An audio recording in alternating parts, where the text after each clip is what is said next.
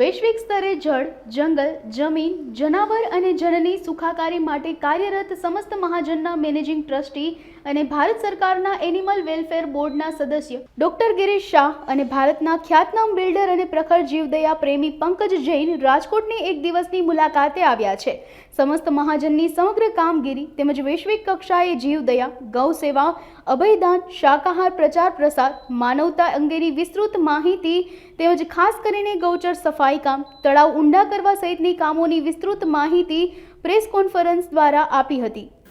ગિરીશ શાહ, સદભાવના વૃદ્ધાશ્રમના વિજયભાઈ ડુબરિયા, પ્રતાપભાઈ પટેલ, ગીરગા પરિવાર ટ્રસ્ટના દિલીપભાઈ સખિયા, વીરાભાઈ અંબુલ સહિતની ટીમ દ્વારા પાલીતાણાનું કોઈ પણ એક નાનું પ્લેસ લઈ એને વૈશ્વિક સ્તરે રોલ મોડલ તરીકે ડેવલપ કરવા માટેનો સંકલ્પ આજે કરવામાં આવ્યો છે અને આગામી 2 વર્ષમાં જે પૂર્ણ કરવામાં આવશે, જેમાં ખૂબ મોટી સંખ્યામાં ચેક ડેમો હશે, ગોચર પણ દબાણ મુક્ત હશે, ગાયોનું પણ કલ્યાણ હશે, અબોજીવોનું પણ કલ્યાણ હશે. પ્રણામ. હું doctor Girish Jayantilal Shah, managing trustee સમસ્ત મહાજન, ભારત સરકારના એનિમલ વેલફેર બોર્ડ ઓફ ઇન્ડિયામાં મેમ્બર છું છેલ્લા 3 ટર્મથી. આ બધાનું સ્વાગત છે. આપણું ગામ એ સ્માર્ટ ગામ તો હોઈ શકે, પણ આપણું ગામ એ હવે નંદનવન બનાવવું, નંદનવન બનાવવાની ખૂબ જરૂર છે. નંદનવન એટલે શું? ગામનું પર્યાવરણ, ગામની પ્રજા, ગામના પશુ એ બધા જ સુખી હોય, અને એ બધા સુખી હોય જ્યારે ગામમાં વરસાદનું ટીપે ટીપું સચવાતું હોય. એટલે નદી, નાળા, તળાવ, જે ગામના ચેકડેમ એ બધા ચોખ્ખા હોય, ઊંડા હોય, સ્વચ્છ હોય. ગામ બાવળ મુક્ત, ગાંડા બાવળથી મુક્ત હોય, ગામના ગૌચરો દબાણથી મુક્ત હોય, અને એમાં આપણા અબોલ જીવો, પશુઓ સુખ શાંતિથી ચરી શકતા હોય.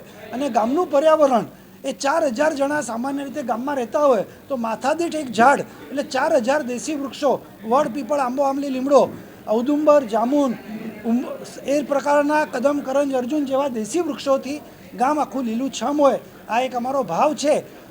ભારતમાં ગુજરાત જે છે એના અંદર બી ભાવનગર જિલ્લાનો પાલીતાણા તાલુકો આખો એના 78 ગામડા, 4114 હેક્ટર ગૌચર ભૂમિ, 60,775 અબોલ જીવો, અને એ બધું જ અમારે સરસ મજાનું કરવાનો સંકલ્પ આજે કરીએ છીએ.